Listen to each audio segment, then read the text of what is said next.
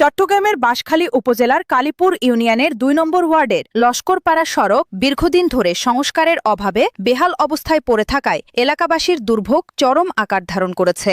গুরুত্বপূর্ণ এই সড়ক দিয়ে প্রতিদিন স্কুল কলেজগামী শিক্ষার্থী, চাকরিজীবী, ব্যবসায়ী সহ হাজারো মানুষ চলাচল করলেও সড়কটির উন্নয়নে কার্যকর কোনো উদ্যোগ দেখা যাচ্ছে না বলে অভিযোগ স্থানীয়দের। আমরা একটা পানি যাতায়াতের জন্য একটা নালা চাই। সবার দাবি কি চাই? নালা চাই একটা পানি যাওয়া। আমাদের দাবি।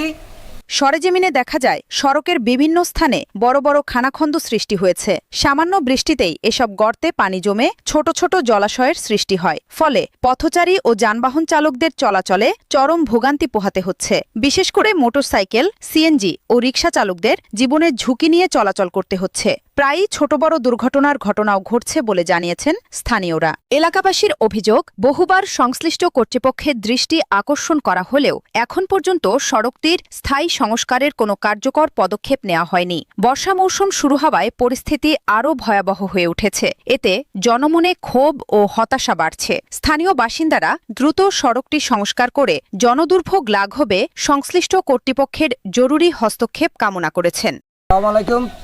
টিউনি মহোদয়ের কাছে, এমপি মহোদয়ের কাছে, চেয়ারম্যান মহোদয়ের কাছে ২ নম্বর ওয়ার্ডের এই সর্বস্ত্র লস্করপাড়া মুরব্বীগণ জনগণের স্বার্থে একটি নালা করে দেওয়ার জন্য আকুল আবেদন আপনাদের প্রতি।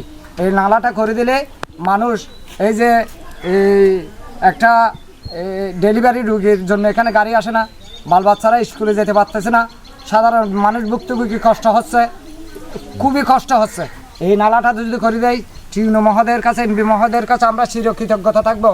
তাদের দাবি, জনস্বার্থে বিষয়টি বিবেচনায় নিয়ে দ্রুত সংস্কার কাজ শুরু করা হলে এলাকাবাসী নিরাপদ ও নির্বিঘ্নে চলাচলের সুযোগ পাবেন। এ বিষয়ে কালীপুর ইউনিয়নের ২ নম্বর ওয়ার্ডের ইউপি সদস্য গিয়াস উদ্দিন চৌধুরী লুটুর সঙ্গে একাধিকবার মোবাইল ফোনে যোগাযোগের চেষ্টা করা হলেও তাকে পাওয়া যায়নি। তবে ১, ২ ও ৩ নম্বর ওয়ার্ডের সংরক্ষিত মহিলা ইউপি সদস্য রিনা আক্তার বলেন, লস্করপাড়া সড়কের সমস্যার বিষয়টি আমরা অবগত আছি। সড়কটি সংস্কারের জন্য সংশ্লিষ্ট কর্তৃপক্ষের সঙ্গে যোগাযোগ করা হয়েছে। প্রয়োজনীয় বরাদ্দ পাওয়া গেলে দ্রুত সংস্কার কাজ বাস্তবায়নের চেষ্টা করা হবে।